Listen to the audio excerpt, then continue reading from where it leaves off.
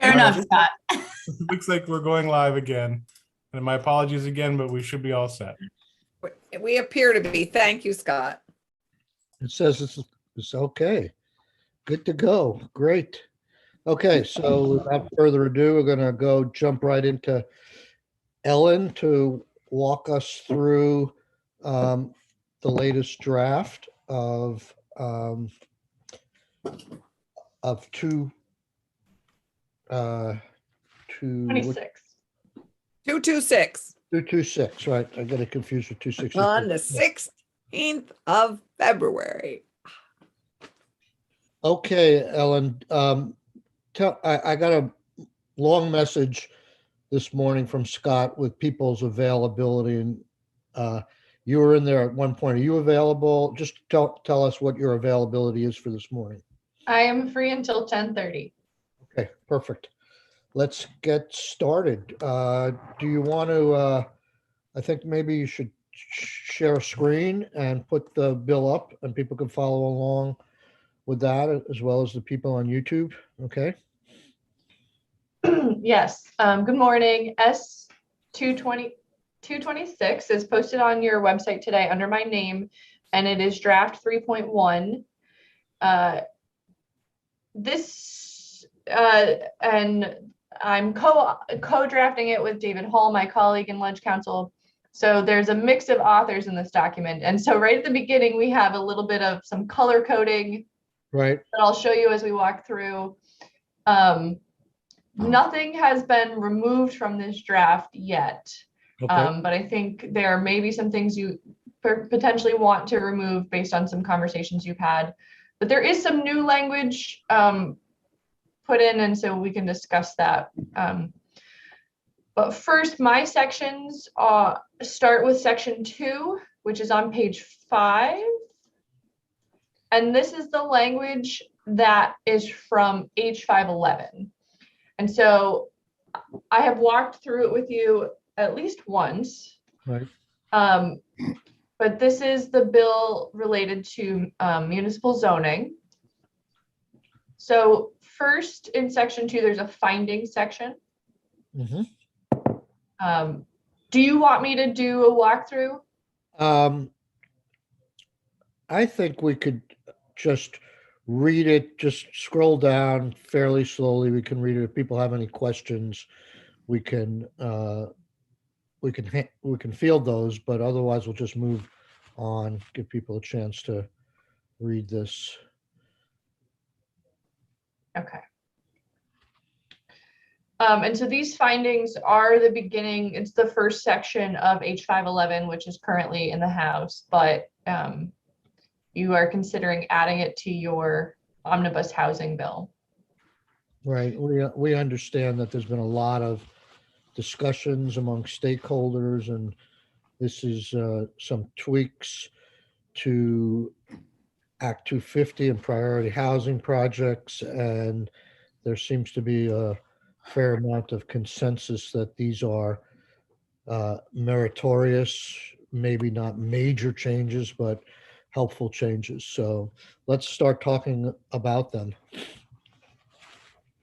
Sure. And so section 2A, we're in Title 24, section 2793E. This is the section that establishes the requirements for a town to receive a designated neighborhood development area, which is one of these state designations in the designation program. So there are a couple of changes to the requirements for a town to get their designated neighborhood development area. So the first change is on page 7, and this should sound familiar. First, on line 7 and 8, this language would allow a town for multiple towns to file jointly for a neighborhood development area. Currently, towns designated areas are only within one single town. So this would allow towns that have an area that crosses a town border to apply for a joint application. So do we have an indication of how many situations like this occur out there? I heard there are just a few, but I guess it's beneficial. It's not a widespread problem, right? We can hear from Chris Cochran as well on that, but do you have any indication on how many would use this change? I don't have any indication. Okay. I'm not sure. I think I could look back through my notes. I think there was specifically one situation where this would apply. But I don't know how widespread the use of this would be. So, Mr. Chair, may I ask a question? Yes. So, Ellen, forgive me, I thought NDAs had to be contiguous to a designated downtown or village center area. Yes. So that's a question number one. So if that is a requirement, how do towns join together, given that it's hard to conceive of, and maybe we just need a good example, but it's hard to conceive of a designated downtown or village center being anywhere close to another town's designated downtown or village center, and therefore having NDAs in common. So I'm just a little. Let's hear from Chris, because he can Okay. move us along, I think, very quickly. Yeah, I can answer that quickly. So a quick example for you would be Burlington's designated downtown and Winooski's designated downtown.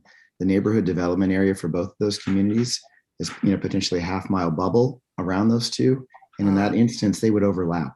So this is going to be, not an infrequent occurrence, but it does make sense for the communities to work together if they both want to support, high density housing in and around their centers. I think it'll mostly come into play in the Chittenden County area. Okay, thank you. Thanks, Okay, that's very helpful. let's move on. And so the next change is farther down on page 7. So here we're still in the requirements for an NDA. So this is the language that would allow areas within a flood hazard area and fluvial erosion area to be included in the NDA, because currently those areas are excluded from NDAs. This would allow them to be included if they are areas suitable for infill development as defined in A&R's flood hazard area and river corridor rule. And what's the practical effect of this change? So currently, the NDA program, a lot of the interest in it is because there are a number of incentives that come with an area being designated as an NDA, including the availability of the priority housing project designation, which exempts you from Act 250, as well as a couple of other benefits, like there's for all other projects in NDAs under Act 250, there's a 50% off fee reduction. And there are some, I don't have the list in front of me. There are some other incentives that come with being in the NDA. So currently these areas, when you draw the map, are excluded. And so buildings in those areas are not eligible for the incentives. So this is now allowing for incentives to extend to those areas and buildings that are suitable for infill development. So this phrase that's underlined modifies line 16? Yes. Okay. So again, I just have to ask, because it seems counterintuitive to allow more development and put more public dollars into areas that are susceptible to flooding.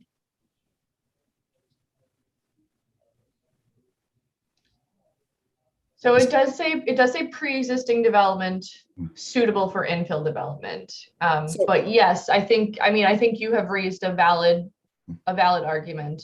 And I think perhaps Chris would want to provide you the counter argument.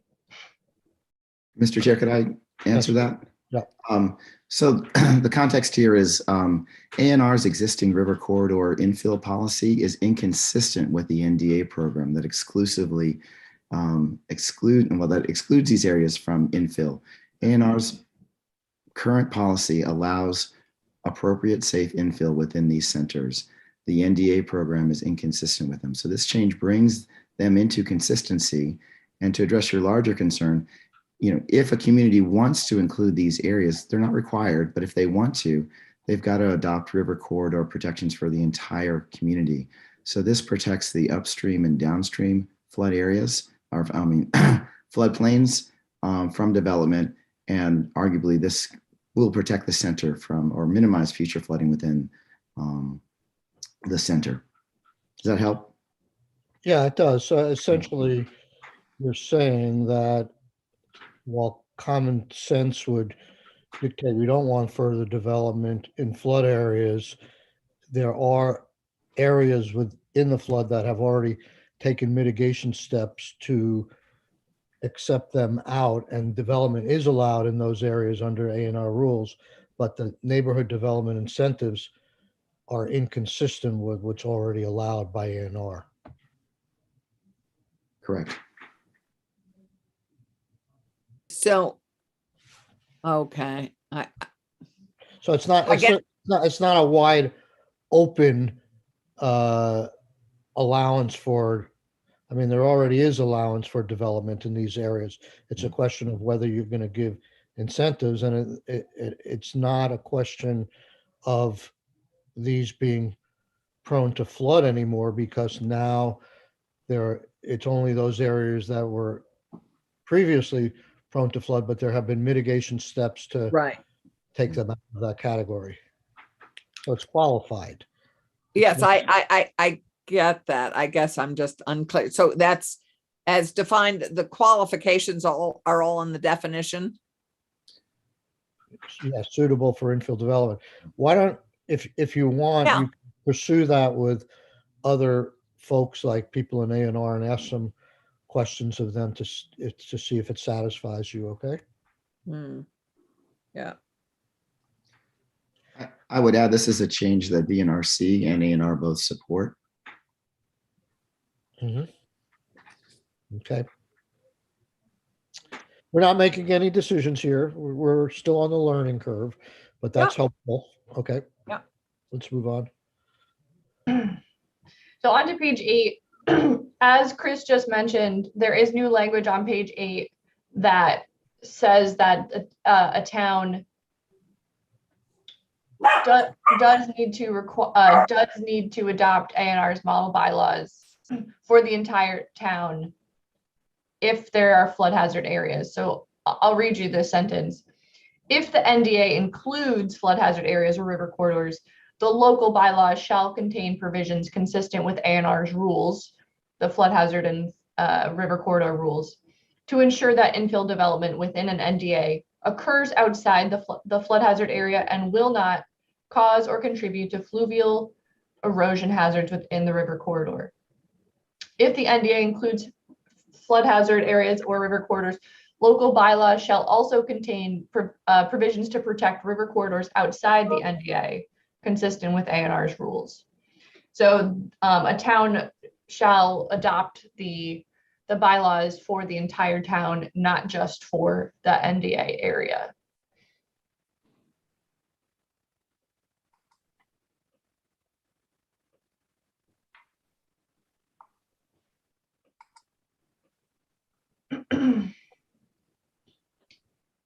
Sorry, I was muted there. I was trying to, had a dog barking in the background. So yeah, we can move on to line 20. Okay. Right. So, Mr. Chair, when you and I spoke, you asked me to highlight this as something the committee should discuss. So this is a provision currently that for a town to get the NDA designation. This language in subdivision 6 applies. The NDA is required to be served by either municipal sewer infrastructure or a community or alternative system approved by A&R. H511 includes language that would repeal this language, so an NDA would not be required to have either municipal sewer or a community system in order to get the designation. So the question that maybe you could speak to that I was concerned about is, does this mean that without the municipal sewer infrastructure or an alternative wastewater system, that we would be giving NDA status to sprawl development where every home had a septic system and a well or whatever, or septic system, I guess. So this language is about what the municipality has to do. And so by removing this language, the municipality doesn't have to take either step of ensuring there's municipal sewer infrastructure or that a community system has been installed. So I'm hesitant to describe it as sprawl, although it could be sprawl, but yes, if development is going to be constructed, someone is going to need to establish a wastewater system for the development. And so it could be septic, and that would potentially fall to the developer or the homeowner. So this is, I mean, this is a change. I don't, This is for me, this is a big change. I mean, I think we provide here for alternative wastewater system. I mean, it doesn't have to. So for our village centers that may not have a sewer system, I would be really reluctant. I mean, and I clearly don't know as much as the rest of the planners, the professionals on this in this meeting, but I would be very reluctant to get rid of this because it to me says then you can do this in a larger, anyway, not in a clustered way, not in a downtown way. This to me promotes growth away from where we're wanting to concentrate it in the rest of the bill. It seems counterintuitive to me. Chris Cochran has his hand up. Yeah, Mr. Chair, if I could answer or try to explain. Okay, please. I don't see.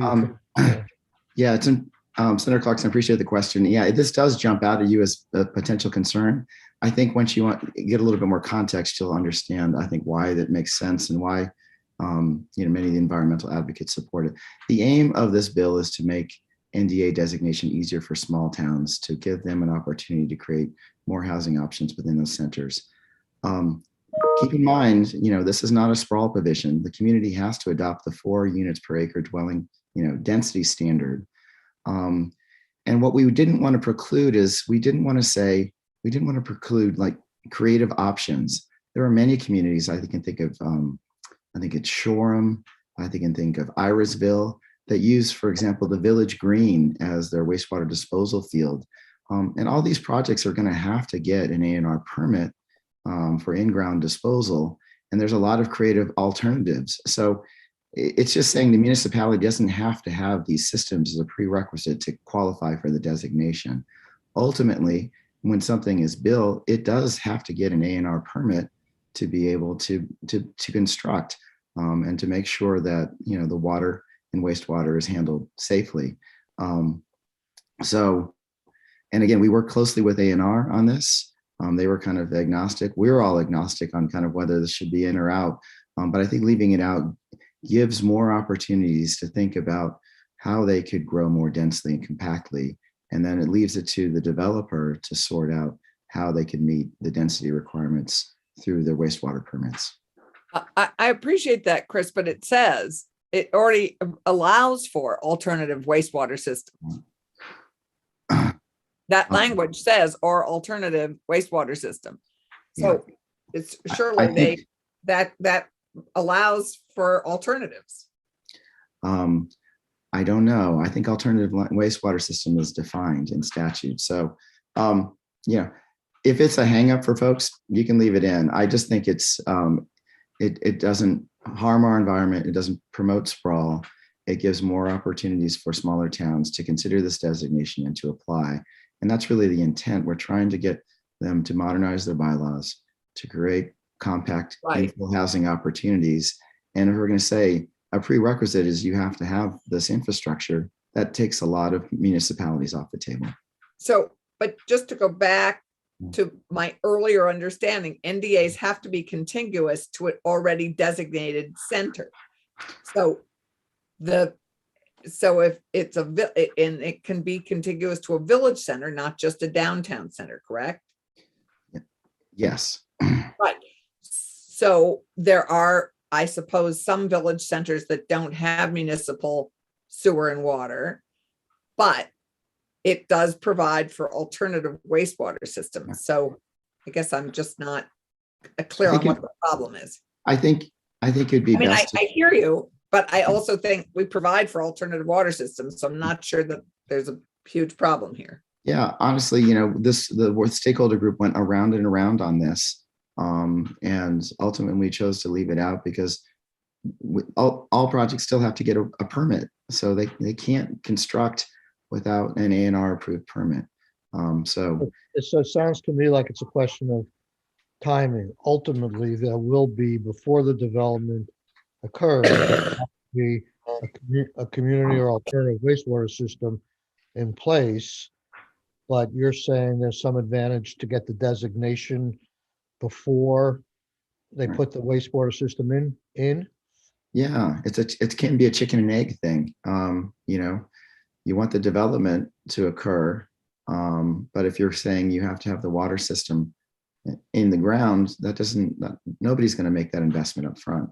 So it sounds to me like a common sense situation would be, and this may already exist, is that we make it clear that there has to be, before development can go forward, there has to be the alternative wastewater system, but there are some advantages to getting the designation first, and you don't have to necessarily have one in place to get the designation.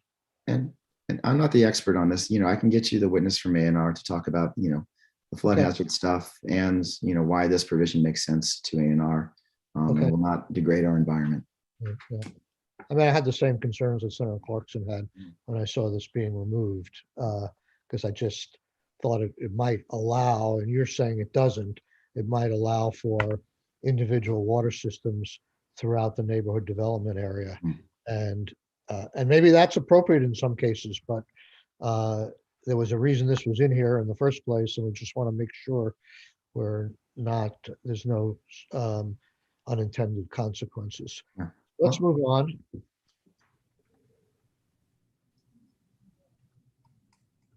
Okay, so the final, on page 9, the final language related to NDAs here is this change related to how the density requirements are calculated. So we talked about this when I was here last. So it's striking the requirement that the density be based on number of single family detached dwelling units. So 4 units per acre is required, but this is now allowing it to be 4 units per acre for all residential uses or building types, exclusive of accessory dwelling units. So it's shifting the requirement that the density be calculated based on number of single family units. So presently for NDA designation, the entire NDA area has to have allow for 4 single family detached dwellings, and we're just broadening the types of units that could be used to get to that number 4, right? Yes. Okay, makes sense. Okay. Next, a very nearly identical language appears in section 2B. And so this is Senator Brock, did you have a question?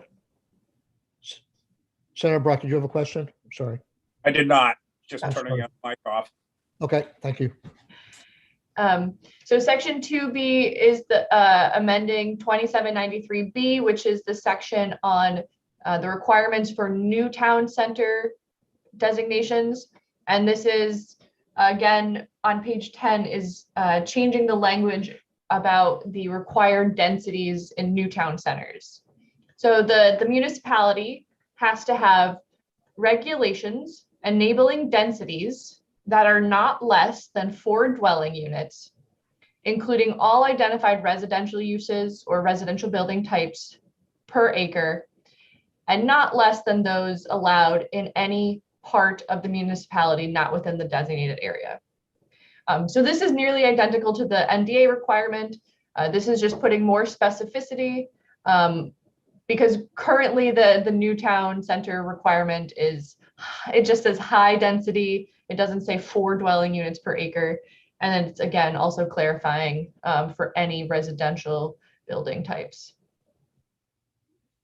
What's the difference between, just briefly, between new town centers and neighborhood development areas?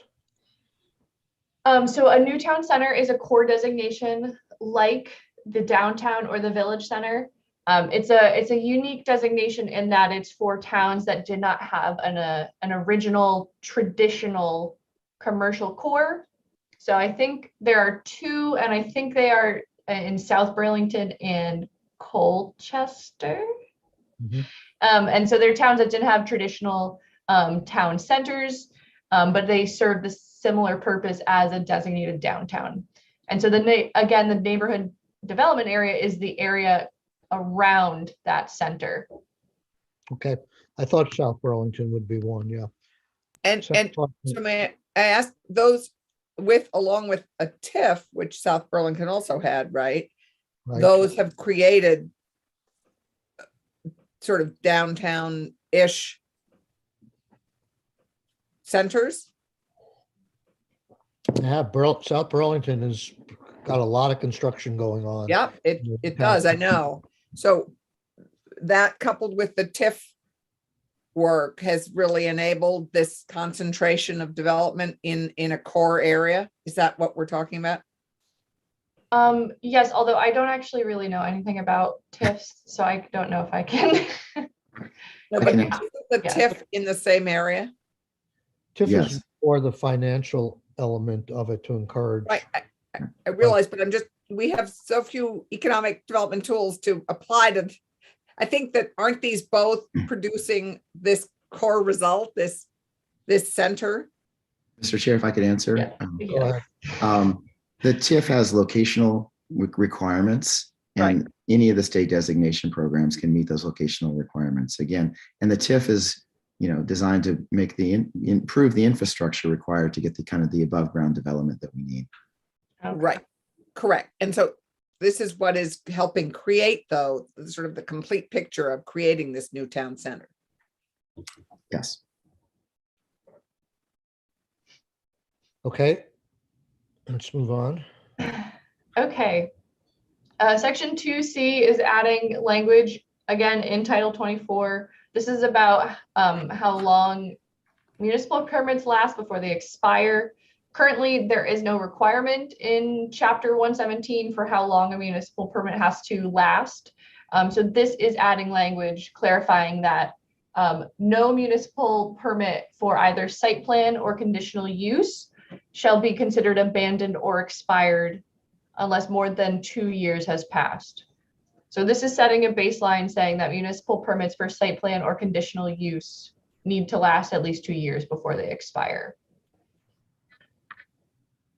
Okay, I'm going to jump to Chris again here in terms of the stakeholders who reviewed this section.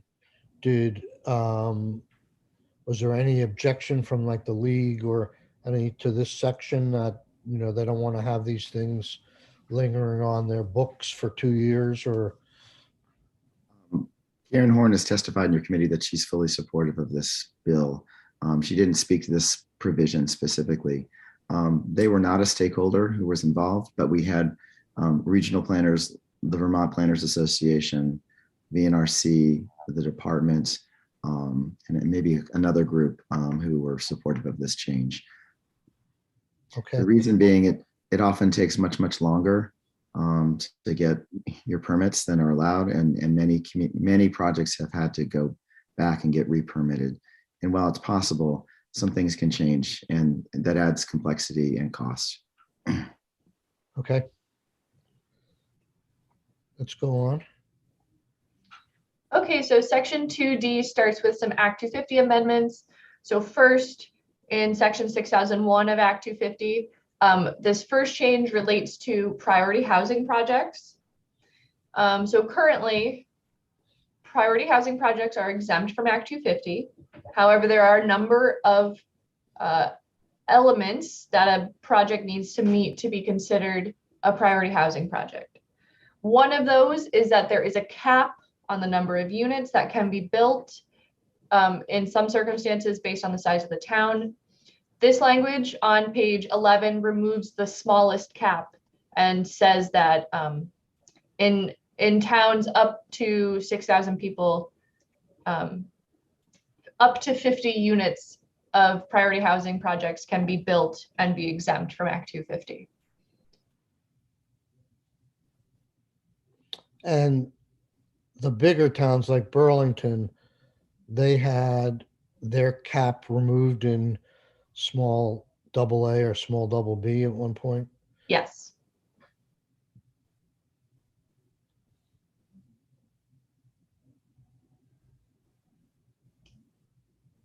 Okay, shall I move on? Yep. Okay. So next, on page 12, the definition of mixed income housing, I do think we talked about this the last time I was here, is being amended. This is a definition that's used in the definition of priority housing project. And so what's happening on page 12 into page 13, I think this could be characterized as a technical change, or at least a small change. So this definition provides what counts as mixed income housing and so affordable housing, and it's using a formula that is published annually by VHFA. However, VHFA has changed their formula recently. They changed it a couple of years ago. So the formula they actually use is not in the Act 250 statute. And so the NRB brought this language forward, I think 2 years ago. And so it hasn't passed yet, Yeah, I remember. but it has been in multiple bills. It definitely passed our committee. Right. Yes. So let's move on from this. Okay. And then on page 13, there is another change again to priority housing projects. So this change would simplify, well, okay. Currently, the type of project that is considered a priority housing project depends on where it's located. If the project is going to be located in a neighborhood development area, it has to consist exclusively of mixed income housing, meaning a mix of affordable and market rate housing units. However, in the other designated centers, a priority housing project can either be mixed income or mixed use. So a mix of affordable and market rate apartments with commercial buildings. So this language is striking the requirement for the NDAs and saying that now in the designated centers, a priority housing project can be mixed use or mixed income, and there's no distinction for NDAs. And so now in NDAs, a priority housing project can include mixed use property. Okay.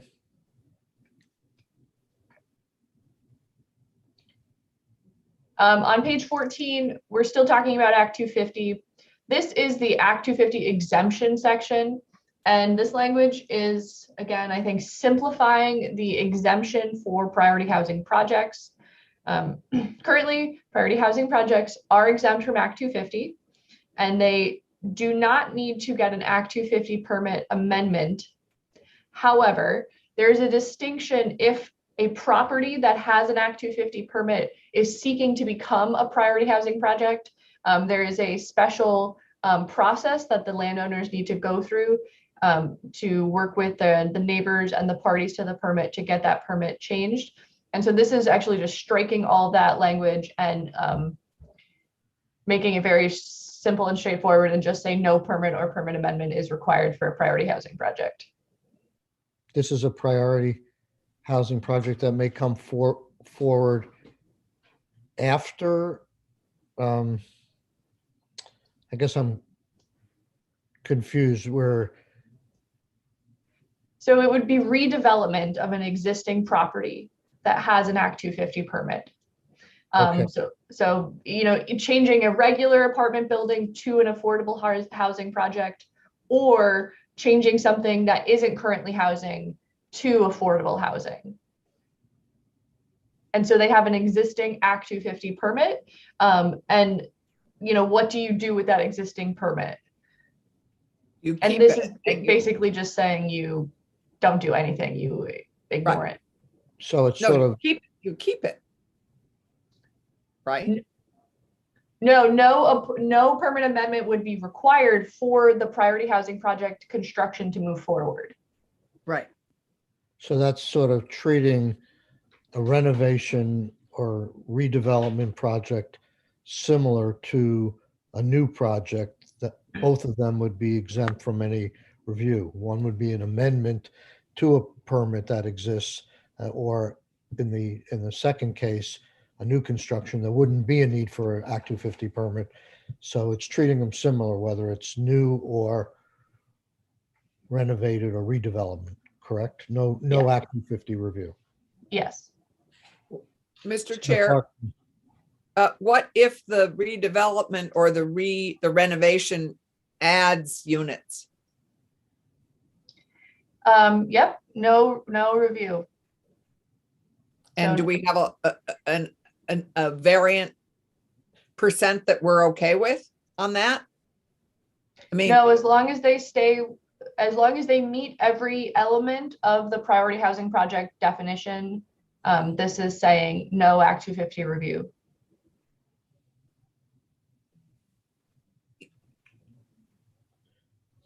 Chris, can you see any distinction here between a redevelopment and a new construction that, I mean, you have neighbors and other people involved in Act 250 review, Yeah.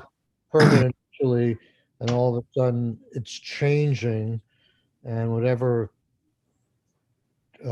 input they had given earlier may become irrelevant to the new renovated or redeveloped project. Yeah, currently, I mean, what this does is it expands an existing benefit for downtowns.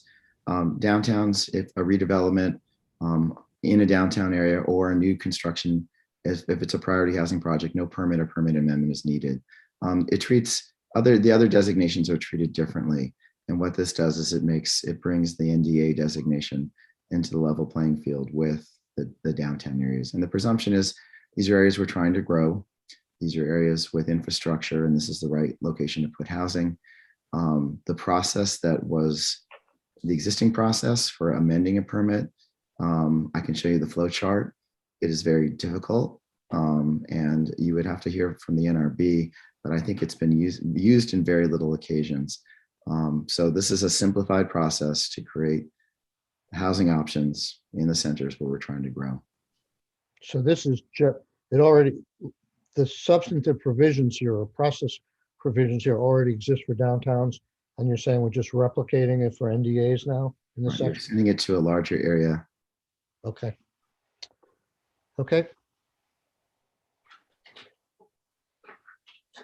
Okay, so that's the end of section 2. My sections then pick up at section 13.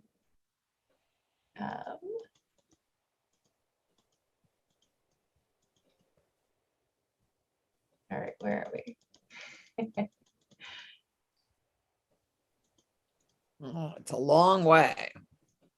Yes, all right, 11. Here we go. Okay, so section 13 is on the municipal bylaw modernization grants. Yes, what page though? Page 40. Gee, that's what I know. I'm still trying to get there. Ah, got it. So this language is the language that you worked on last year. And so the first section, section 13, adds the cross-reference to the municipal and regional planning fund to allow for these new grants out of that fund. And on page 41, section 13A is the new language describing the grants and the process a municipality goes through to get the grants.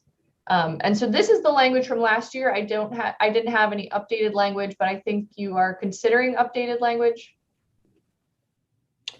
Okay, so just by way of background, and Chris, you can weigh in as well. This is another one of these areas where the money and the statutory enabling language didn't stayed together and the money passed. The budget bill had $650,000 for grants and technical assistance to modernize bylaws. And I think there was a difference in the versions between the Senate and the House, not major, but there were differences. I think for the most part, Chris's shop used the Senate version in distributing almost $500,000 in bylaw modernization grants. So one would ask, if the money's gone and it was one-time money, why we even need this section? But I think there was an oversubscription to this program, and also some of the people who've gotten their money may need more money to continue their efforts. So one of the thoughts that I had is we put the language in, and we also ask for an appropriation similar to what we did last year, and go forward with that. So that's my thinking. But the other thing is just to say we're done with this program. Chris, what's your thoughts? So I do think there is additional need for these bylaw modernization grants. In many communities, the stumbling block to the neighborhood development designation is the lack of updated bylaws. So if your goal is to increase NDA designations, it would be an important tool. It's not in the governor's budget. I need to note the governor did budget $600,000 for municipal planning grants, which could also potentially be used for those purposes, but it's a more broadly cast program and it's not narrowly focused, as this law is detailed. As far as like kind of the process, you were correct that, the money was in the budget, but we developed guidelines and we did consult with you and Chair Sheldon about kind of some minor changes we made to the program to ease its implementation. And we have suggested some small changes to this existing language. So if this were to continue, that we can continue the program as it was directed. We also support a change that VHCB has asked for to make sure that communities doing this work can tell how this work is advancing their advancing affordability in their community. So if this does continue, we would respectfully request some minor changes to the language as you see now. Okay, the minor changes aside, if we just did the $600,000 for planning grants, would you have the technical authority to dedicate them for bylaw modernization or carve out a certain percentage of those for another round of competitive grants? We could. That program is also oversubscribed too, so it's kind of a zero-sum game. What program are you talking about is also oversubscribed? The municipal planning grant program. Oh, so the municipalities come to you, and out of that pot, they ask for money for other planning around in town that besides bylaw modernization, right? So,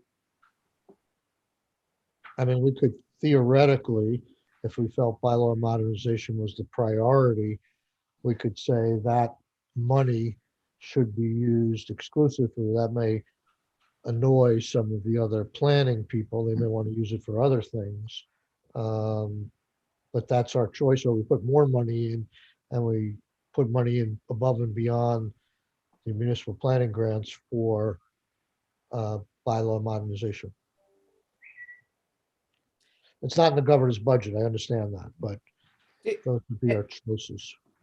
And Mr. Chairman, I tag onto that. I mean, it's clear there's a need. Do we have a full notion of what the full need is out there, Chris? I mean, it would be great to get a sense of how many communities would take advantage of this if we put a more significant amount, do you have an idea of the actual need so Yeah, that to we give you, can to give you fund some, it accordingly? what we were able to fund last time with the $500,000 was 20% of all the communities with planning and zoning receive municipal bylaw modernization grants. I did ask Peter Gregory on Monday to quantify, the universe of need. Right. But So I do think, more housing is inevitable, and we do want to figure out how we can support more compact development. And the bylaws are the rules of the road, and it says what Yep. gets built where and to what density. So I think efforts to support this are can ensure critical. we get more out of our existing infrastructure, and meet a lot of other environmental, climate, economic development goals at the same time. So if we finance 20% of the need, we still have 80% of need, or 80% of the towns could benefit from this. Is that sort of what you're saying? Could benefit. And Peter is going to quantify that for us so that if 500,000 represented 20%, 4 times that would help us perhaps do everybody who really meet unmet need. Yeah. Well, just because they're eligible doesn't mean they necessarily want to do it. So, but he can poll his colleagues, and we can get you a hard number. Okay, so we're good. I think that's great. Was this in 511, this section? No. Okay. This was in, I think it's in our omnibus economic development bill 2, or maybe It could be. It could This be. was in S101. Your bill carries provisions from 511 and S101. right. S101 had this, and I think this is such an important piece of our enabling our work. I look forward to Peter's testimony. Okay, we'll move on. I mean, if there's definitely many ways we can approach this. I mean, we could even approach it saying, if we can't get any more money for this, and I assume there's reasons behind increasing the municipal planning grants by $600,000 in the governor's budget, we could put some sort of preferential priority towards housing or bylaw modernization of that additional $600,000. It could go either way. It just strikes me, unless we're going to put more money into this, why bother putting this language in? The money's all gone. So, Right. Okay. So Let's go. I would hope as a flag. Well, I look forward to hearing from Peter, and I would hope we would put more money into this. Okay.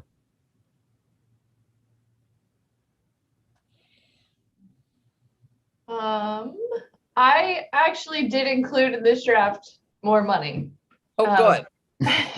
So I don't know what the committee's preference is on this, Right. but I did add it. So on page 43, so first, section 13B has this language that allows the department to use up to 10% of the funds for administering the program. That was part of 101, if I recall. I can't remember. I think so. Okay. So this language is in the economic development bill, your economic Yes. development bill. Yeah. And so I thought they should travel together. And so please let me know if this is something you don't want included in here. Well, I don't see a problem with it. I don't know if it's the norm or unusual. I mean, obviously they need some money for administration. I don't know, every time we appropriate something, do we, especially if it's a grant program, do we say every single dollar? Do we itemize that in statute, whether it's well, it's kind of weird to put it in the green books, but to say that a certain percentage shall be used for administration, or we just assume that. But either way, I think obviously there needs to be administrative funds available. Yeah. And Ellen did put this money in at my request, because that was the first thought I had. As I explained earlier, I said, maybe we should do the bylaw modernization language, and because there's unmet need and it's oversubscribed, let's just replicate what we intended to do last year, just double down and do it again this year. So that's just one suggestion on the appropriation. Right. I think it's what I had in the other bill too. So anyway, I can't remember, but good. And I did just want to point out, so when you're dealing with a special fund, and where the funds in statute have very specific allocations, you do need to include if any of that can be used for program administration costs. Good, thank you. Okay, got it. Right, so 13C has the appropriation at $650,000. And I was so sorry, there's a typo in there, but right, so that is something for the committee to consider if that's something. So we'll just to button that up, we'll want to hear from the league and from the planners.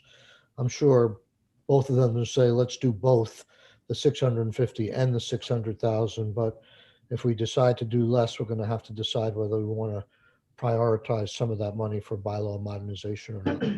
Right. And yeah. Let's go on. We're getting Okay. getting close to break time. Okay. Yes. So on page 44, this is the language that starts the downtown and village center tax credit program amendments. Excuse me. So section 14, this language is in the economic development bill also, but I moved it here because the cap wasn't initially in this omnibus housing bill. So this first section, section 14, raises the cap on the amount of the tax credits available for the downtown tax credit program annually. Currently in statute, it's $3 million, and this language proposes to raise it to $5 million. And so to remind you, I can't remember if we talked about this recently. The Downtown and Village Center Tax Credit Program is a program available to buildings within designated downtowns or village centers currently. And there are 3 types of tax credits in that program. There are tax credits available for code improvement projects, historic rehabilitation projects, and facade improvement projects. So buildings within those areas can apply for up to all 3 of those tax credits if they do work that meets those definitions. Starting with section 14A, this language expands the tax credit program to buildings in the neighborhood development areas also. So that's here in section 14A. And then there's also new language that you have considered previously.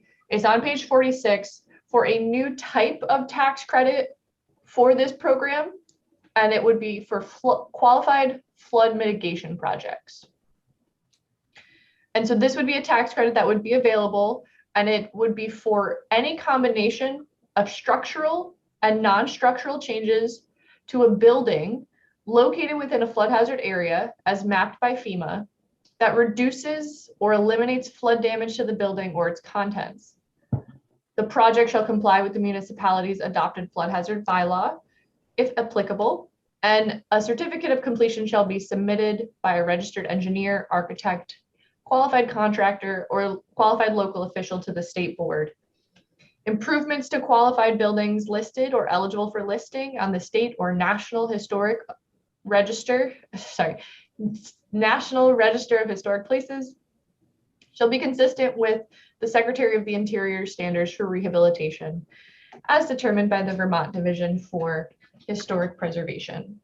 So all of this, just by way of background, was in S101, I think, that we passed last time. The amount of the cap, I can't remember what we passed. It may have been 4 million or 4,750 or something. The governor is proposing 5 million this year. So we're going along with, in this proposal, what the governor has proposed for a raising of the cap. But we acted upon this last year, and it got taken out by the House. Just so people remember, we have S101 in our committee right now. It's passed in one version, from the Senate version, had the tax credit stuff in it in terms of the expanded cap and the broadening to neighborhood development areas. The House version, I don't think I don't think it had either of those. I could be wrong. But they put in the mansion tax and the mobile home additional credit. So if you recall, back in January, we took the bill back into committee because we were so far apart that didn't make sense to go to a conference committee.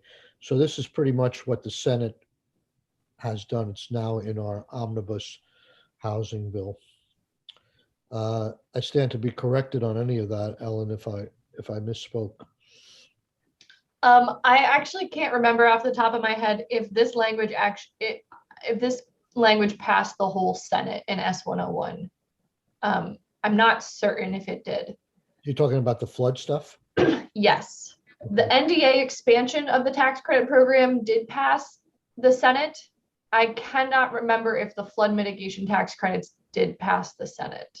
Mr. Chair, the flood mitigation tax credit was an S-237 that did pass the Senate unanimously. Okay. But the House took these pieces out. We've Right. talked to the House about this provision. They're supportive of it now. It's also a recommendation in the climate action plan.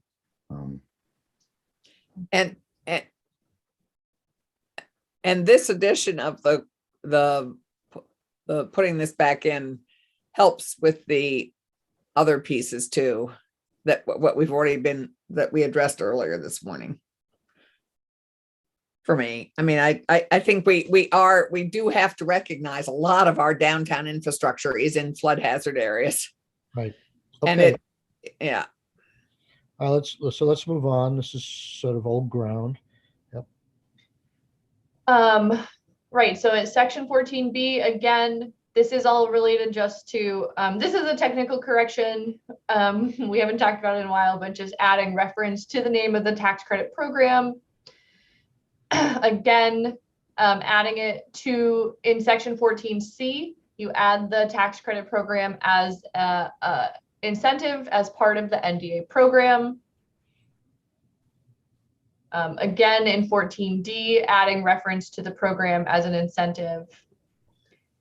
And then there's language that starts at the bottom of page 49 in 14E, but goes into page 50. And this is actually the rest of the tax credit language related to flood projects. And so it's setting the maximum tax credit amount at $75,000 per project. Or per qualified expenditure up to $75,000 for the tax credit. Is this all language that, Chris, that the administration supports? Like the $75,000 maximum tax credit? Does that come from you folks? Yes, a lot of this language was sent over to the House in their economic development bill, and then I think came over to you when they decided to focus on workforce. So it is the administration's language. Okay. So then there's a new section 14F, and it is sort of it's for your consideration. The chair and I discussed it. So this is actually an alternative to expanding the neighborhood development area, to expanding the tax credit program to the neighborhood development area. So 14F creates a pilot program. This is the language that was considered by the House Ways and Means Committee last session regarding the tax credit program. And so what this language does is, instead of putting in statute an expansion of the downtown tax credit program to include NDAs, this is giving NDAs their own pilot program for the tax credits, so that it is a short-term program where these tax credits are available.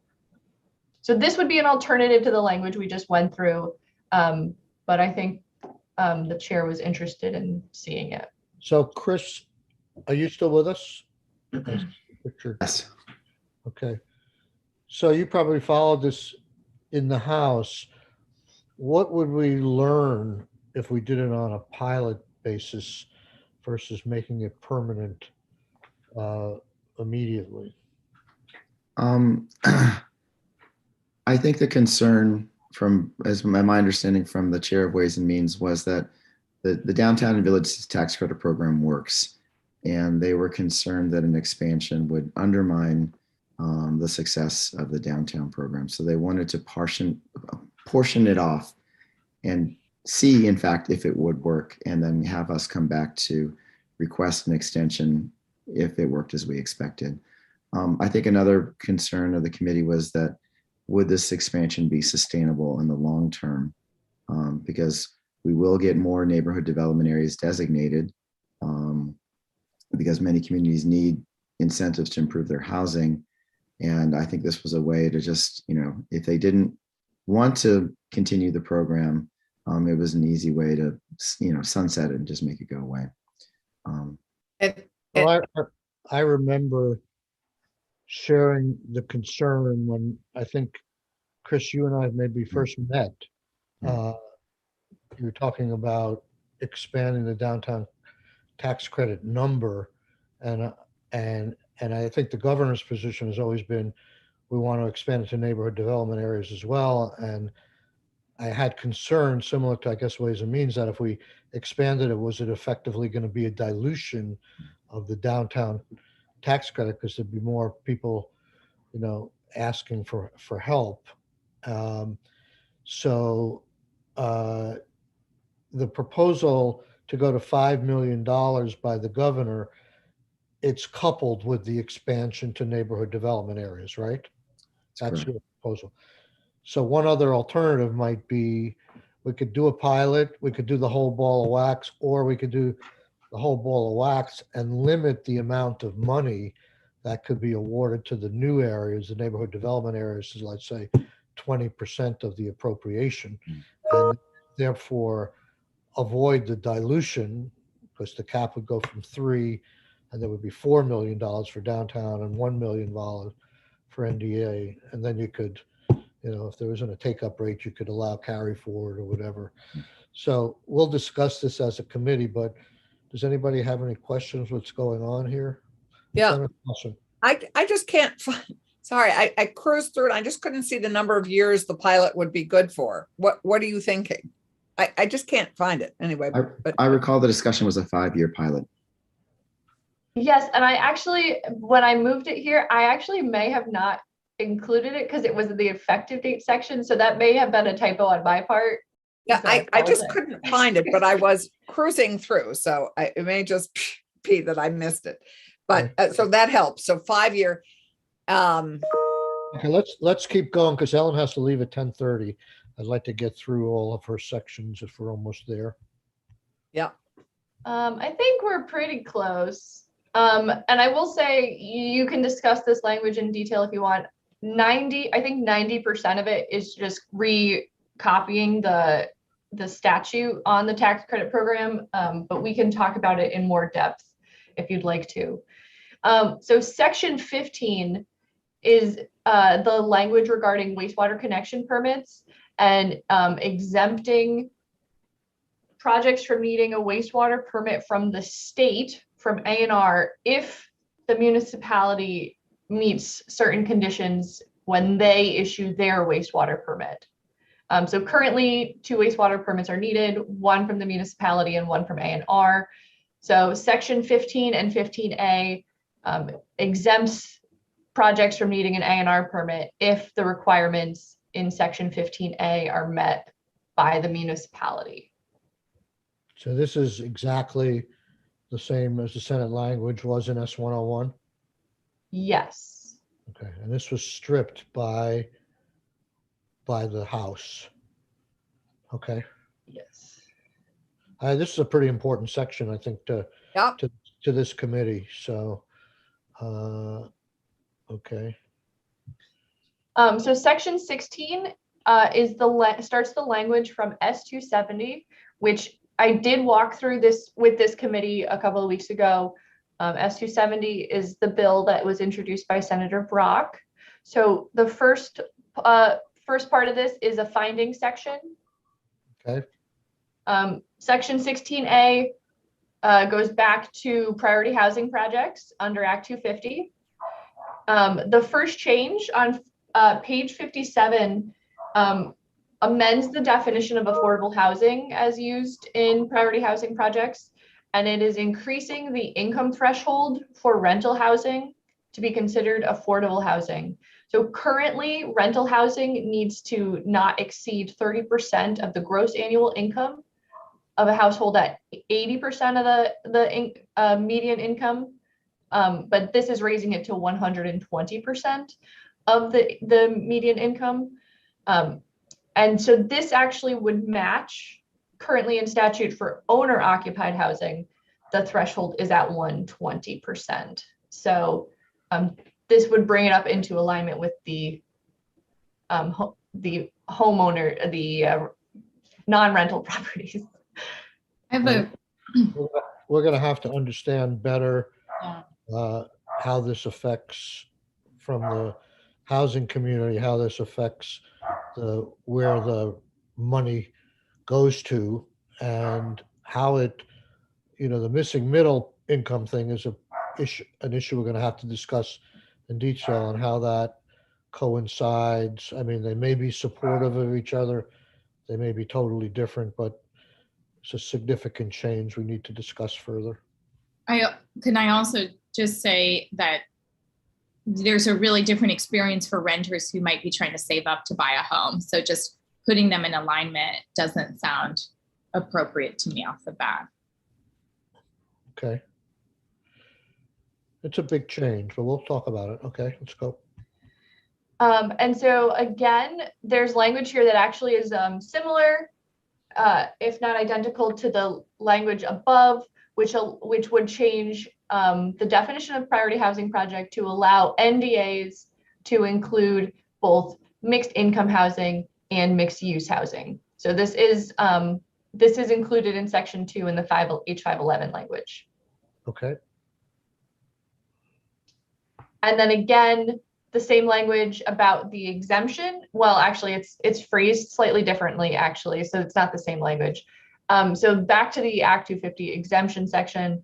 So this is actually condensing this exemption provision in a slightly different way. This is making it clear that no permit or permit amendment is required for a priority housing project.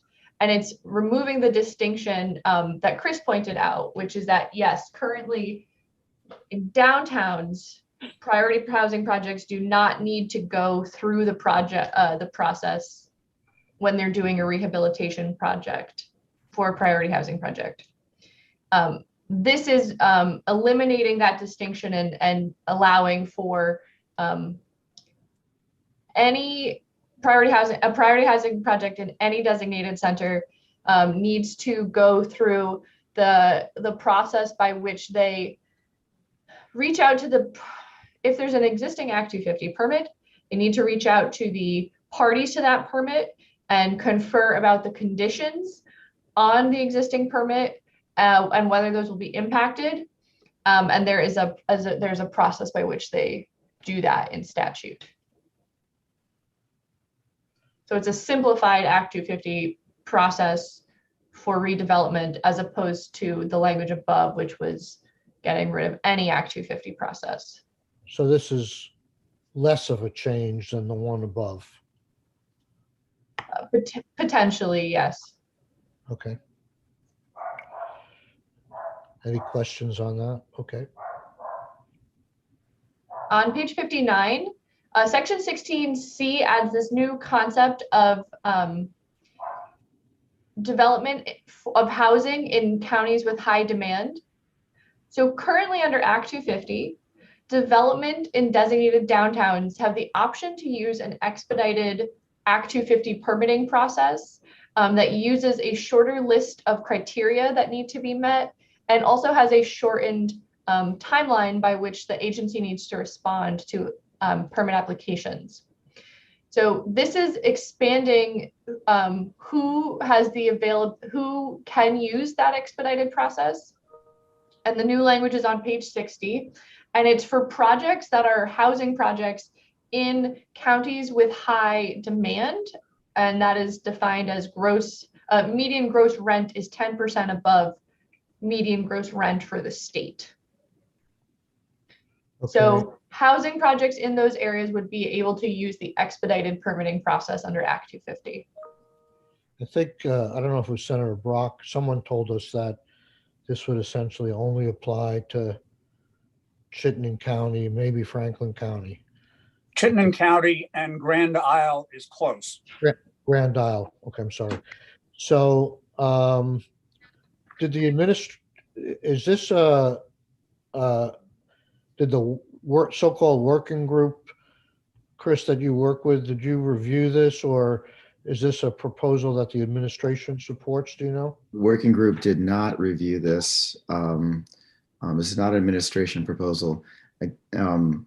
I do have some concerns that this has the potential of, since it significantly enlarges an Act 250 benefit to an area outside those centers, that it may undermine the designation programs. But I certainly did review this with the administration and they had no objections to it. I think that perhaps, Chris, you might have a discussion with the administration on this Yeah, further. no, I'm happy to engage with them. I was not looped into that conversation, so that's news to me. So, I mean, but you raise a good point. You're saying that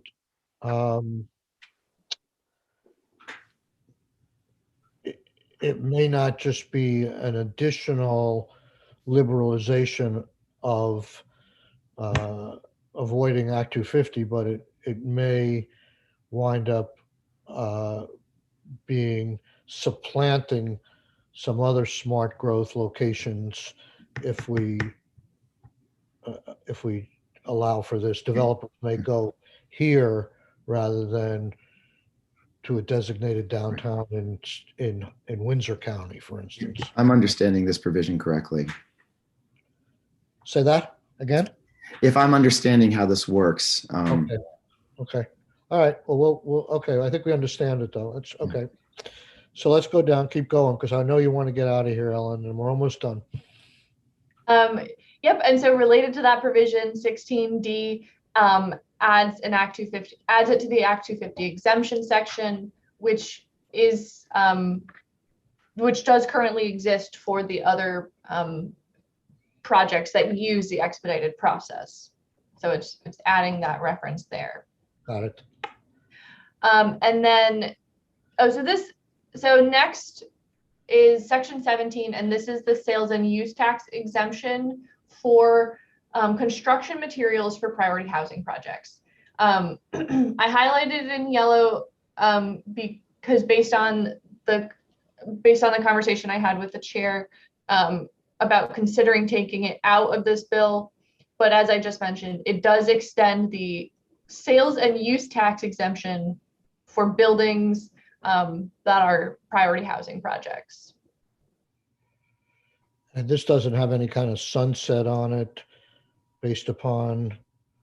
We would need a fiscal note on this baby, because that will have. I know. If we went forward, this finance would be very interested in this. So probably save 6% of the building of the materials costs of the buildings. Right, but it would also have reduced. There's always a balancing act that we have. You know, we talk about affordable housing and the fact that we are critically short of affordable housing. Well, what do we do to make it more affordable? Right. And this is the one thing we actually control. Something we actually do instead of talk about doing. Right. Yep. Okay. And it's the one thing we control. I mean, we don't control the lumber supply. Precisely. Mr. Chair, I'm due in Senate Judiciary. Okay. Was that Ellen saying you're due? That's Keisha. Oh, okay. All right. So we understand. Why don't you take off and we'll just finish up here. Thank you. Two more sections for me. So I'll try to just do them quickly. So first, again, still in language that was in S270, Section 18 has language about expediting Act 250 permit appeals at the Environmental Division of the Superior Court. So on page 63, it sets time limits on which the environmental court has to act on Act 250 appeals.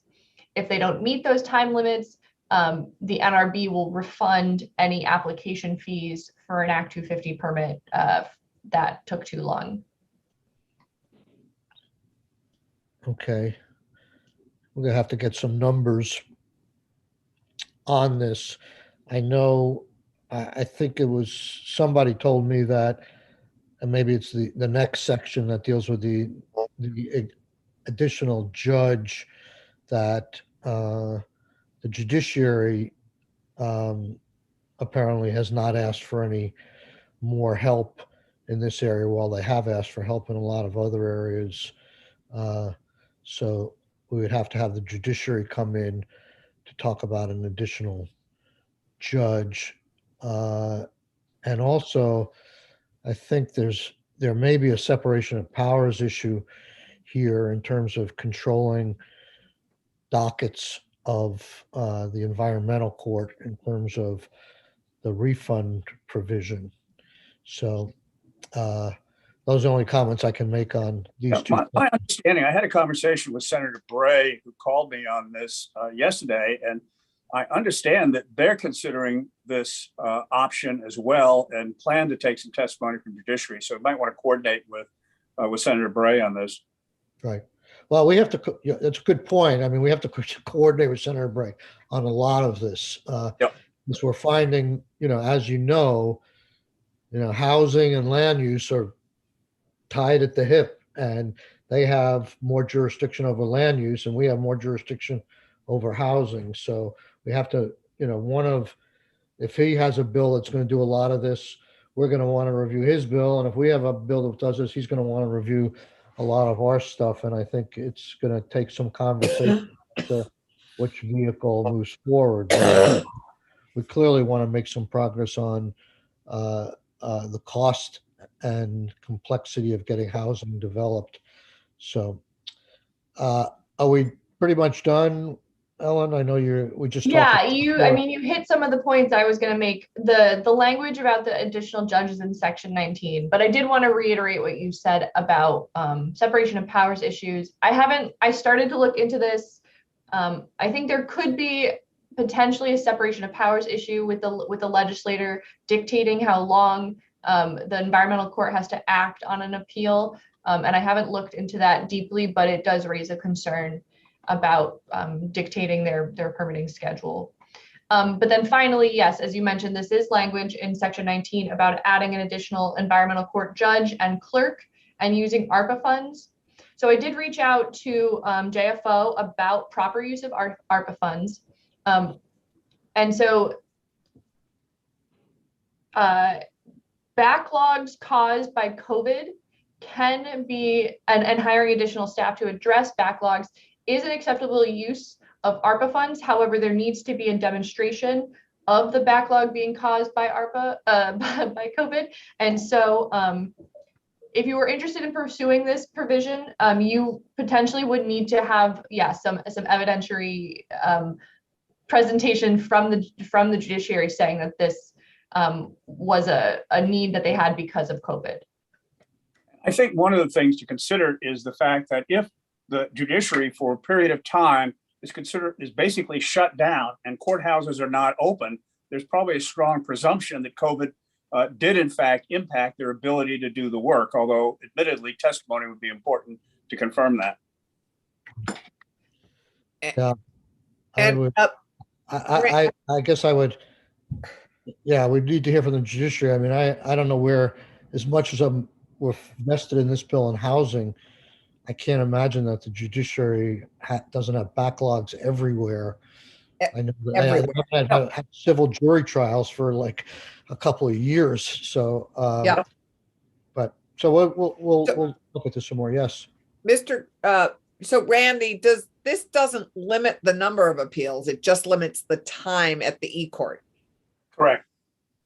So I didn't see anywhere else that you limit the number of appeals. No, absolutely not.